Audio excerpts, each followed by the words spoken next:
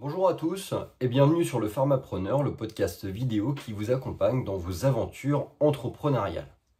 Je suis Arnaud, pharmacien d'officine et aujourd'hui je vais vous présenter une sélection de livres inspirants à lire pendant vos vacances d'été. Que vous soyez sur la plage, à la montagne ou simplement en train de profiter d'un moment de détente, ces ouvrages vous offriront des perspectives nouvelles et des idées stimulantes pour votre parcours entrepreneurial. Voici les livres dont nous allons parler aujourd'hui. Le Personnel MBA de Geoff Kaufman, Power de Robert Greene, Vivre d'aventure de Mathieu Blanchard et enfin Entreprendre pour être libre d'Éric Larchevêque. Commençons sans plus tarder donc par le Personnel MBA de Geoff Kaufman. Un petit résumé, le Personnel MBA de Geoff Kaufman est une alternative au programme de MBA traditionnel.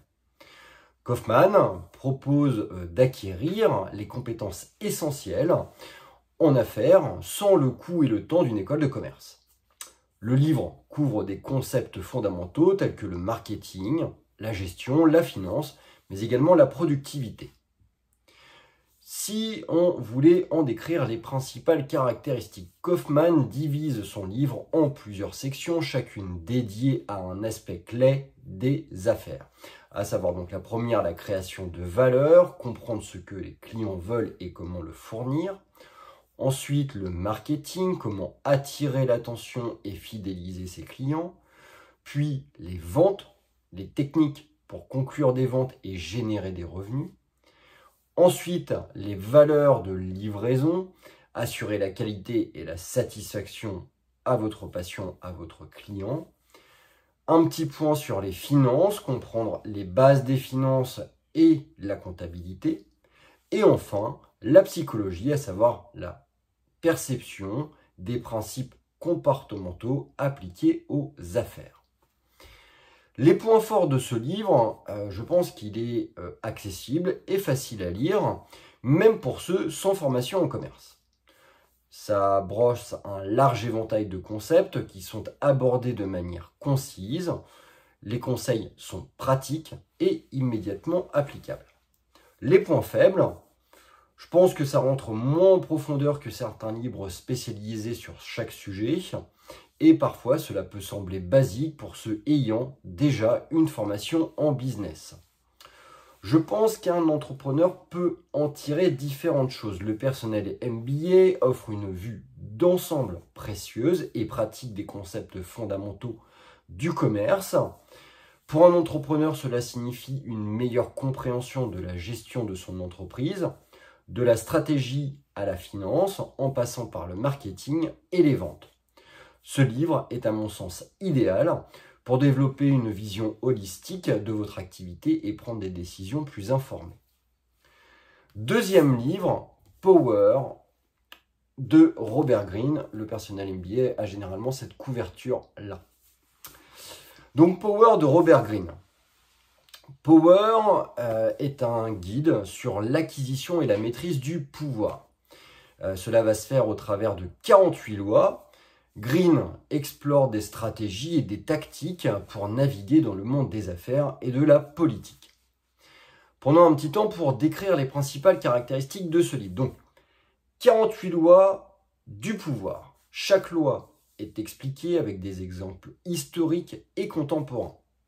On a une partie d'analyse psychologique avec l'exploration de la nature humaine et des motivations derrière les comportements de pouvoir. Quelques études de cas avec des histoires et des anecdotes pour illustrer chaque loi. Les points forts de ce livre.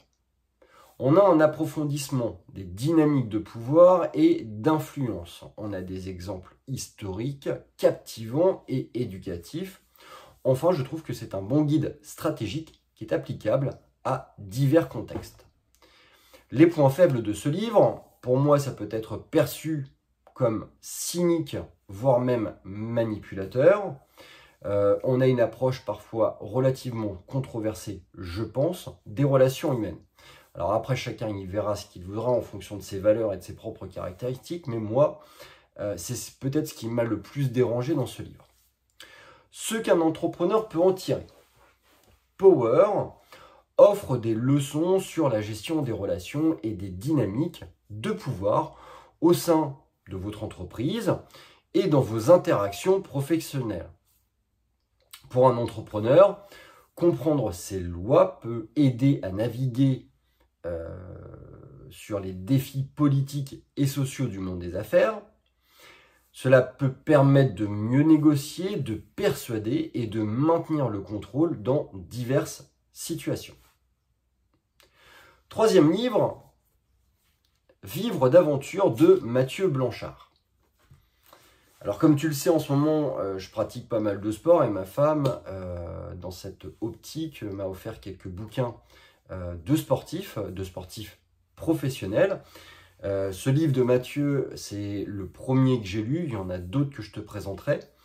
Et j'aime à trouver une certaine forme d'analogie entre le projet sportif de sportifs professionnels, et qu'on peut retrouver aussi parfois chez certains amateurs, et les projets entrepreneuriaux que l'on peut avoir. Le résumé de ce livre. Alors, Vivre d'aventure de Mathieu Blanchard, c'est le récit inspirant de l'auteur, de Mathieu, qui partage donc ses expériences d'ultra-trail, d'aventures extrêmes à travers le monde. Blanchard combine ses exploits sportifs avec des leçons de vie et des insights sur la persévérance et sur la résilience. Alors, pour information, Mathieu Blanchard, c'est pas n'importe qui, c'est quand même un mec qui a gagné énormément de trail et d'ultra-trail. Il possède ni plus ni moins que le record sur l'UTMB en association avec Kilian Jornet. Il a fait une course dantesque sur l'UTMB où il a couru côte à côte avec Kilian Jornet et il l'a laissé filer dans les derniers kilomètres et il a terminé en moins de 20 heures, ce qui représente un exploit au niveau de cet ultra. Il a gagné plein d'autres courses, il a réalisé des défis assez fous que tu peux retrouver sur YouTube, notamment un magnifique trek, course à pied, dans le désert avec son frère, qui est handicapé. Pour moi, c'est très intéressant. Description des principales caractéristiques de ce livre, donc c'est un récit d'aventure, avec des descriptions qui sont à la fois vivantes des courses d'ultra-trail et des défis physiques extrêmes. Je pense qu'il y a également des bonnes leçons de vie avec des insights sur la détermination, la gestion de l'échec et la poursuite des objectifs. Il y a une bonne part de motivation avec un ton qui est tourné pour être très inspirant, très encourageant pour pousser les lecteurs à sortir de leur zone de confort. Les points forts, donc des récits qui sont captivants et motivants. Il y a une approche qui est humaine, qui est authentique. Pour moi, on y retrouve des leçons qui sont à la fois universelles et applicables à la vie personnelle et professionnelle. Les points faibles, c'est axé principalement sur les expériences personnelles de l'auteur, mais finalement, en fait, c'est un petit peu ce qu'on demande dans ce type de bouquin. Il y a évidemment moins de contenus qui sont liés directement au business. Toutefois, ce qu'un entrepreneur peut en tirer. Pour moi, Vivre d'aventure incite les entrepreneurs, ou peut inciter les entrepreneurs, à adopter une mentalité de résilience et de persévérance. Les défis du monde des affaires peuvent être comparés, à mon sens, à des courses d'ultra-trail qui nécessitent à la fois de l'endurance, une préparation et une détermination. Ce livre, pour moi, est un rappel puissant que les grands accomplissements viennent souvent après avoir surmonté des obstacles considérables. Dernier point qui m'a été offert par ma femme pour l'occasion de la fête des pères, Entreprendre pour être libre d'Éric Larchevêque. Alors, Entreprendre pour être libre d'Éric Larchevêque, je ne l'ai pas encore lu en entier, je suis en cours de lecture de ce livre. Donc, c'est une réflexion sur l'entrepreneuriat comme chemin vers la liberté personnelle et professionnelle. Dans ce livre, Larchevêque, qui est un des membres d'une émission sur M6, partage ses expériences et ses philosophies sur la création et la gestion d'entreprises plutôt de type innovant, pas des entreprises classiques comme une boulangerie. Le mec a quand même créé une société qui s'appelle Ledger, qui est un des acteurs piliers fondamentaux dans les crypto-monnaies. C'est une de ce qu'on appelle les licornes françaises. Voilà. Les points forts, vision inspirante et motivante de l'entrepreneuriat, des conseils essentiellement basés sur une expérience réelle et diversifiée, une approche qui est à mon avis équilibrée entre la théorie et la pratique.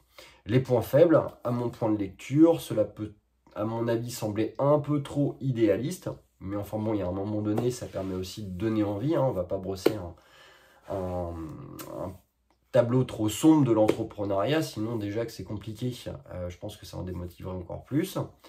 Et c'est un focus qui est principalement sur les startups technologiques. Donc, amis entrepreneurs dans des structures, je dirais, plus classiques, parfois on peut y trouver un petit peu moins de choses, moins de contenu. Après, je pense qu'il faut garder une vision très, très élargie de la chose. Ce qu'un entrepreneur peut en tirer, entreprendre pour être libre, pour moi ça encourage les entrepreneurs à avoir au-delà du succès financier pour rechercher la liberté et l'épanouissement personnel. Je pense que ça connecte directement avec la notion du pourquoi on souhaite entreprendre, pourquoi on souhaite créer des boîtes ou reprendre des boîtes. Encore une fois, moi je garde toujours en tête que l'argent ne doit pas ou ne peut pas être l'objectif numéro 1 d'une volonté d'entrepreneuriat. C'est une conséquence d'une réussite de l'entreprise que vous avez menée, des projets entrepreneuriaux que vous avez menés. Après, l'argent, au-delà d'être une conséquence, c'est aussi un moyen qui permet de développer encore plus vos aspirations personnelles et professionnelles, mais je ne pense pas que ça puisse être l'objectif numéro 1 lorsqu'on souhaite entreprendre. Les leçons et les expériences partagées par l'archevêque, pour moi, sont particulièrement utiles pour ceux qui cherchent à aligner leurs aspirations personnelles avec leurs ambitions professionnelles, en faisant de l'entrepreneuriat un véritable mode de vie. Voilà donc pour notre sélection de livres à lire pendant vos vacances d'été, mais également une fois que vous serez retourné à votre travail. Chacun de ces ouvrages apporte à mon sens des perspectives uniques et des enseignements précieux pour tout entrepreneur, que ce soit en renforçant vos compétences en business avec le personnel MBA, en explorant les dynamiques du pouvoir avec Power, en trouvant la motivation et de la résilience avec Vivre d'aventure, ou en aspirant à une liberté entrepreneuriale avec le dernier bouquin d'Éric Larchevêque. Ces livres sont pour moi des compagnons idéaux pour votre chemin entrepreneurial. Je vous souhaite une excellente lecture, de merveilleuses vacances. Vous allez voir sur le mois d'août, les vidéos vont être plutôt tournées développement personnel. Rien qui n'aura trait à la pharmacie, en tout cas rien qui n'aura trait d'une manière directe à la pharmacie.